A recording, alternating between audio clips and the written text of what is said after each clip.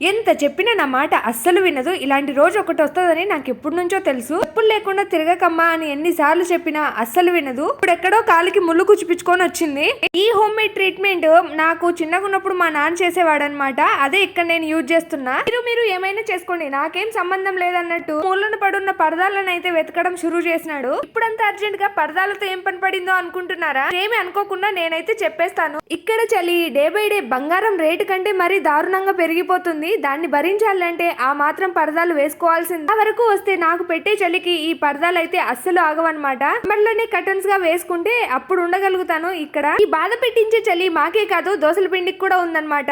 చలికాలం స్టార్ట్ అయిందంటే ఇంకా దోశ ఇడ్లీలకు స్వస్తి చెప్పాలి. అది నా వల్ల అస్సలు కాదు. అందుకోసమే కింద కార్పెట్ పైన డబల్ లేయర్ కంబలు వేసి బాగా వెచ్చగా పడుకో అమ్మా, పొద్దున లేవాలి అని పడుకోబెడుతున్న పిండి. మీరు వింటర్ లో దోశ పిండిని పడుకోబెట్టడానికి ఏం చేస్తారో కామెంట్ చేయండి. ఇంత ప్లాన్ చేసి పెట్టాక కూడా దోశ లేకుండా నా పరిస్థితి ఏంటి?